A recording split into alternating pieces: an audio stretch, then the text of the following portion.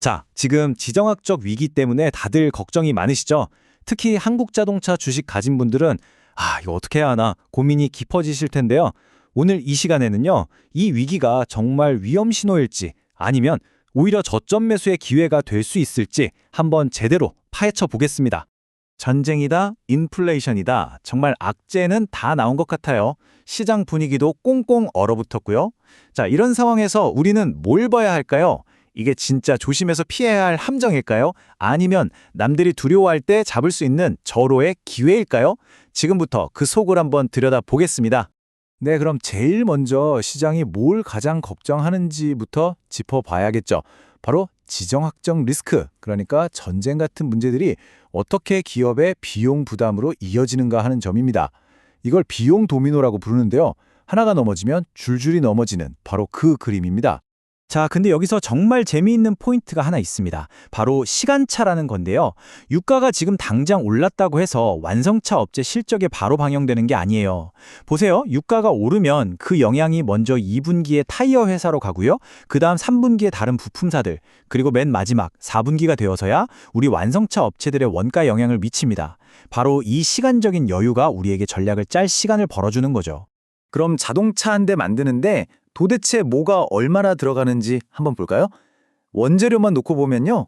철강 같은 금속이 44%, 그리고 유가랑 바로 연결되는 플라스틱 종류가 38%나 차지해요.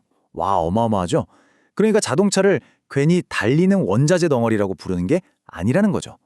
그래서 시장이 왜 이렇게 불안해하느냐? 바로 이 숫자 때문입니다. 마이너스 4%. 이게 뭐냐면요. 만약에 유가가 계속 올라서 플라스틱 원가가 한 30% 정도 비싸지면 완성차 회사가 버는 돈, 그러니까 영업이익률이 무려 4%나 깎여나갈 수 있다는 계산이에요.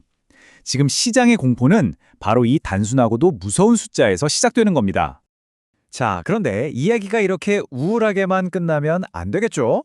다행히 우리 완성차 업체들에게도 이 폭풍을 막아낼 방패가 있습니다. 바로 제품 믹스와 환율이라는 아주 강력한 두 개의 무기인데요. 지금부터 이걸 한번 살펴보겠습니다. 이 그림이 지금 말씀드린 방어 전략을 딱 보여주는데요. 왼쪽을 보시면 비싸고 이익이 많이 남는 차 위주로 파는 제품 믹스 전략이 있고요. 오른쪽을 보시면 우리에게 유리한 환율이 또 든든한 방패가 되어주고 있습니다. 자, 그럼 이 두 가지 방패를 하나씩 자세히 뜯어볼까요? 네, 바로 이겁니다. 보세요. 현대차는 돈이 되는 북미 시장 판매 비중을 30%까지 쫙 끌어올렸고요. 기아는 더하죠. 마진이 아주 짭짤한 RV 차량 판매 비중을 거의 40% 가까이 늘렸어요. 이게 무슨 뜻이겠어요? 예전처럼 그냥 많이 파는 게 아니라 이제는 남는 장사를 하겠다는 거죠. 아주 똑똑하게 수익성을 지키고 있는 겁니다. 그리고 두 번째 방패, 바로 환율입니다. 요즘 원화 가치가 좀 떨어졌잖아요. 이걸 원화 약세라고 하는데 이게 수출하는 우리 기업들한테는 완전 보너스 같은 거예요. 똑같은 차를 팔아도 달러나 유로로 받아서 원화로 바꾸면 더 많은 돈이 남으니까요. 원자재값 오르는 걸 이 환율 덕에 꽤 많이 막아내고 있는 거죠. 자, 그럼 이제 제일 중요한 부분입니다. 이런 상황을 다 알았으니 우리 투자자들은 어떻게 해야 할까요? 지금부터는 이 파도를 어떻게 헤쳐나가야 할지 구체적인 투자 전술, 일종의 플레이북을 한번 열어보겠습니다. 이 표를 보시면 꼭 군대의 작전 상황판 같죠? 중동전쟁이 어떻게 흘러가느냐에 따라서 세 가지 시나리오를 나눠놨어요.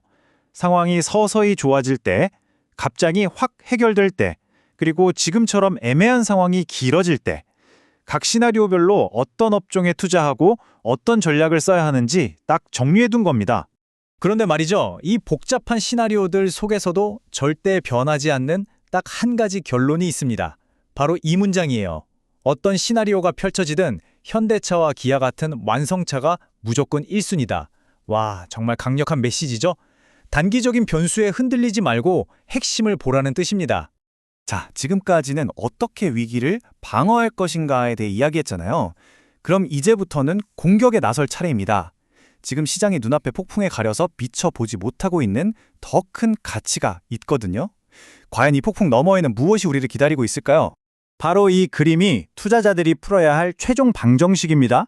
왼쪽에는 단기적인 리스크, 그러니까 원자재 값 때문에 이익이 한 4%쯤 줄어들 수 있다는 걱정이 있죠. 반면 오른쪽에는 자율주행이나 로봇 기술처럼 이 회사의 가치를 아예 영구적으로 바꿔버릴 엄청난 기회가 있습니다.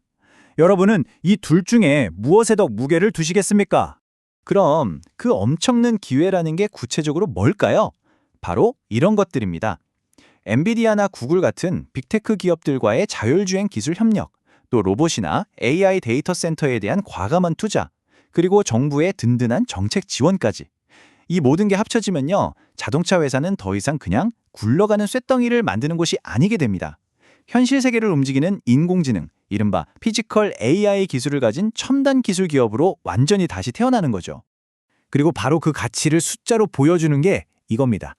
전문가들은 이런 미래 가치를 다 계산해서 현대차는 지금보다 40%, 기아는 무려 60%나 더 오를 수 있다고 보고 있어요.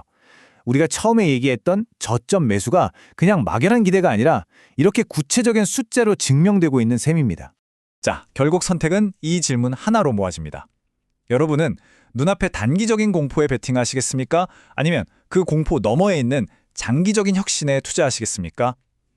오늘 내용이 여러분의 현명한 선택에 작은 도움이 되었으면 좋겠습니다.